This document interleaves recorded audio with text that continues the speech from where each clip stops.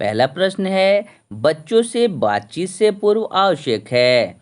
Option है, कक्षा में सहज वातावरण का निर्माण, कक्षा में कठोर अनुशासन, पाठ्य पुस्तकों का अभ्यास कार्य, कक्षा में माइक व अन्य उपकरणों की व्यवस्था।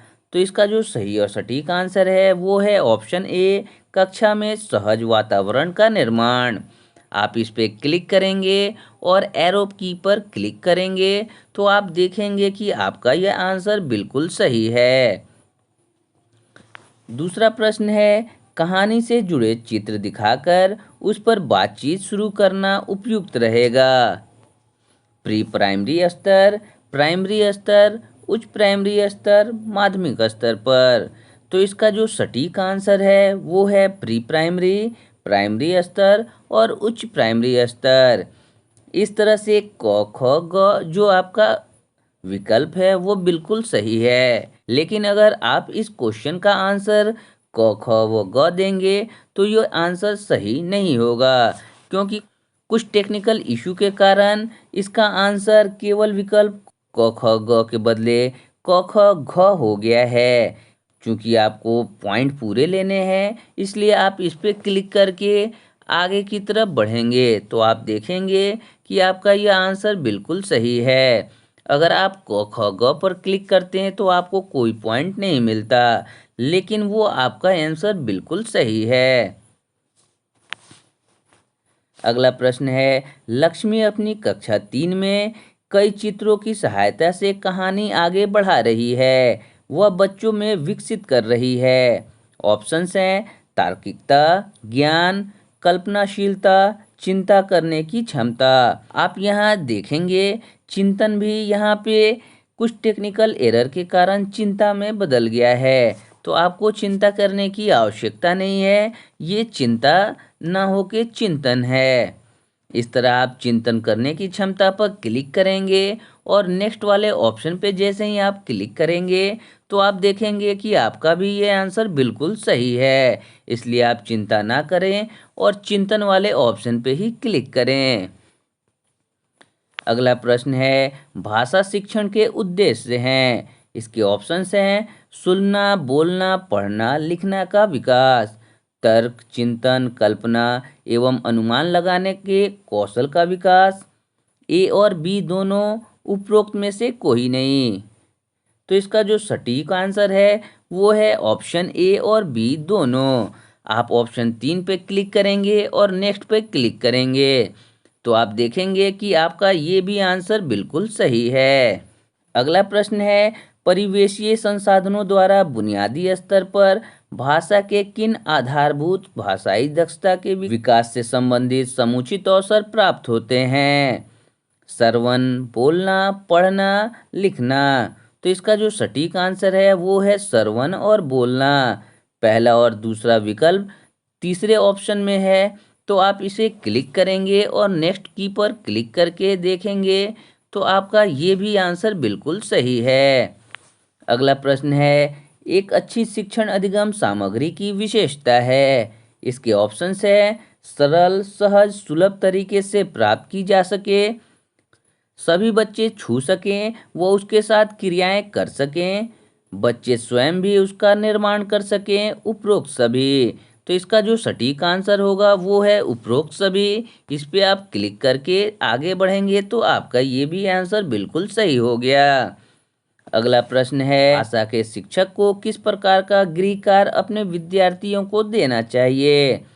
ऑप्शंस है, जिसमें परिवार के सदस्यों से वार्ता का समस्या समाधान खोजें, आकर्षक चित्र बनाने हेतु प्रेरित हो सकें, श्रुति लेख व नकल कर सके, इनमें से कोई नहीं। तो इसका जो सटीक आंसर है वो है पहला, जिसमें परिवार के सदस्यों से वार्ता कर समस्या समाधान खोजें। आप इस पे क्लिक करके एरो की पर क्लिक करेंगे तो आप देखेंगे कि आपका ये भी आंसर बिल्कुल सही है। अगला प्रश्न है, भाषा विकास हेतु बुनियादी स्तर पर बोलने के कौशल विकास हेतु निम्नलिखित में से क्या आवश्यक नहीं है।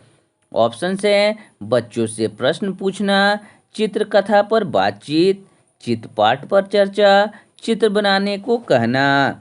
तो इसका जो सटीक आंसर है वो है चित्र बनाने को कहना। आप इस पे क्लिक करेंगे तो देखेंगे कि आपका ये भी आंसर बिल्कुल सही है। अगला प्रश्न है, अक्षरों और शब्दों के साथ अनुभव के जोड़ने से क्या परिणाम होता है? तो इसके ऑप्शंस हैं, बच्चे पुस्तकें पढ़ना प्रारंभ करते हैं, बच्चे चित्र बनाना आरंभ करते हैं, लेखन प्रक्रिया आरंभ होती है, भाषा सीखने की प्रक्रिया आरंभ होती है। तो इसका जो सटीक आंसर है वो है भाषा सीखने की प्रक्रिया आरंभ होती है। आप चौथे ऑप्शन पे क्लिक करेंगे और नेक्स्ट पे क्लिक करेंगे, ये भी आपका आंसर बिल्कुल सही है।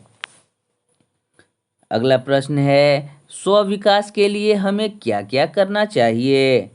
इसके ऑप्शन है, अपने कार्य में सुधार से संबंधित पाठ्य सामग्री की पहचान तथा उसका उपयोग, बच्चों के विकास, वर्तमान शिक्षण पद्धति, स्कूल सुधार से जुड़े सामग्री की खोज व यथा आवश्यक उपयोग।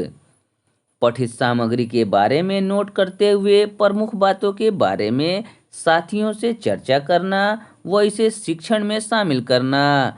उपरोक्त सभी। तो इसका जो सटीक आंसर है वो है उपरोक्त सभी। आप इस पे क्लिक करके नेक्स्ट वाले प्रश्न पर जाएंगे। अगला प्रश्न है, निपुण भारत के संदर्शिका के उपयोग से कक्षा 3 के बच्चे कौन सा कौशल सीखते हैं?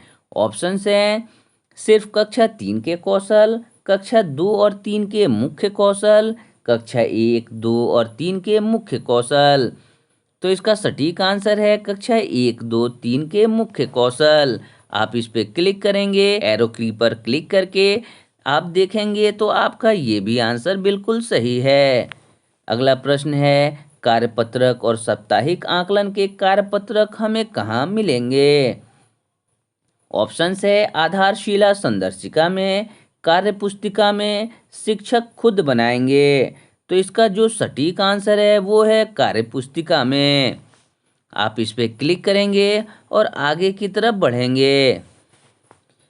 आखिरी प्रश्न है, स्व विकास के लिए हमें क्या क्या करना चाहिए? ऑप्शंस हैं, अपने कार्य में सुधार से संबंधित पाठ्य सामग्री की पहचान तथा उसका उपयोग, बच्चों के विकास, वर्तमान शिक्षण पद्धति, स्कूल सुधार से जुड़े सामग्री की खोज व यथा आवश्यक उपयोग, पठित सामग्री के बारे में नोट करते हुए प्रमुख बातों के बारे में साथियों से चर्चा करना व इसे शिक्षण में शामिल करना। उपरोक्त सभी। तो इसका जो सटीक आंसर है वो है उपरोक्त सभी। आप इस पे क्लिक करके आगे की तरफ बढ़ेंगे तो ये भी आपका बिल्कुल आंसर सही है। इस तरह से कुल 13 प्रश्न आए थे जिसमें आपने 13 प्रश्नों का आंसर दिया, कोई भी प्रश्न स्किप नहीं किए थे। जैसे ही आप सबमिट करेंगे तो आप देखेंगे कि आपके 13 में 13 मार्क्स आ चुके हैं। इस तरह कोर्स 17 में आपके 13 मार्क्स आ जाएंगे। किसी भी ट्रेनिंग के सटीक आंसर पाने के लिए आप हमारे चैनल को सब्सक्राइब कर सकते हैं। आप हमारे टेलीग्राम ग्रुप से भी जुड़ के अपनी समस्याओं को वहाँ पे रख सकते हैं।